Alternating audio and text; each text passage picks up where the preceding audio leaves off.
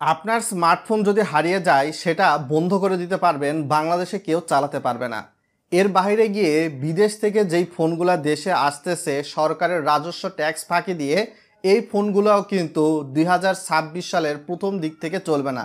কেননা সরকার কিন্তু অবৈধ আনঅফিসিয়াল ফোনগুলো বন্ধের প্রক্রিয়া ইতিমধ্যে শুরু করে দিয়েছে।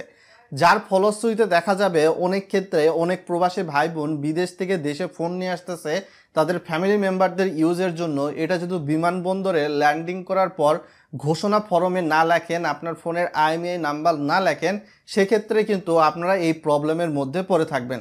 শুধুমাত্র তাই নয়, আপনারা হয়তোবা জেনে অবাক হবেন যে বাংলাদেশে এমন কিছু ফোন রয়েছে যেগুলো অফিসিয়ালি কিনতে আপনাকে 50, 60, 65 হাজার টাকা পর্যন্ত খরচ করতে হয়, অথচ সেই ফোনগুলো হয়তোবা অনেক ক্ষেত্রে রিফারবিশ বা নতুন ফোনই আপনি আনঅফিসিয়ালি পেয়ে যাবেন 40, 45 হাজার টাকা।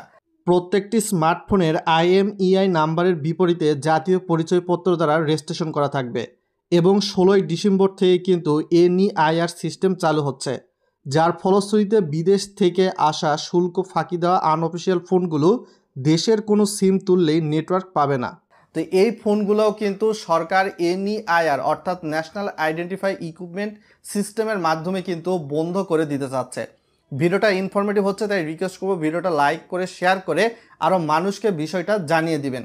আপনারা জেনে হয়তো বা অবাক হবেন, ডিসেম্বরের পর থেকে 2026 সালের প্রথম দিক থেকে যেই ফোনগুলো আসবে এগুলোও যেমন বন্ধ করে দেওয়া হবে, নেটওয়ার্ক পাবে না, ঠিক তেমনিভাবে 2025 সালে 31শে ডিসেম্বরের মধ্যে যেই ফোনগুলো আনঅফিসিয়ালি আমরা কিনতেছি এই ফোনগুলোর নেটওয়ার্কও কিন্তু আস্তে আস্তে বন্ধ করে দেওয়ার পরিকল্পনা রয়েছে এখানে।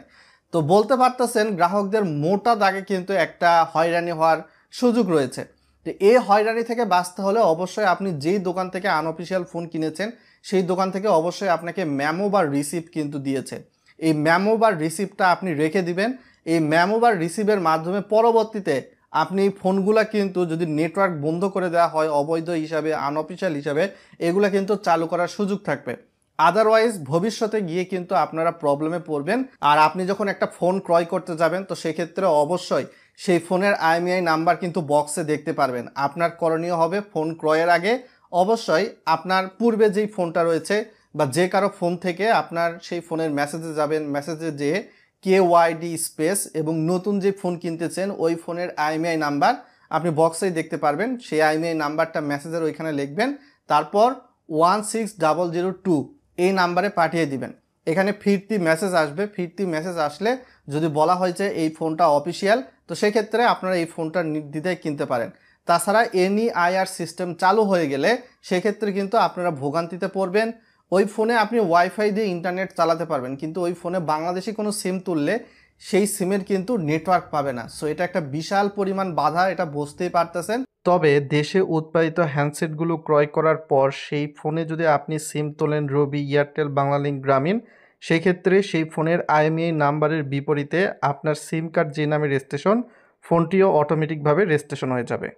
এছাড়া যেই সকল প্রবাসী ভাই বোনেরা বিদেশ থেকে দেশে ফোন নিয়ে আসবেন, এয়ারপোর্টে ঘোষণা দিয়ে যদি না আনেন, বাংলাদেশে যদি এসে কোনো হয়তোবা মোবাইল শপে গিয়ে কান্ট্রি লক খুলে নিতে চান, হয়তোবা 1500-2000 টাকার প্রয়োজন হবে।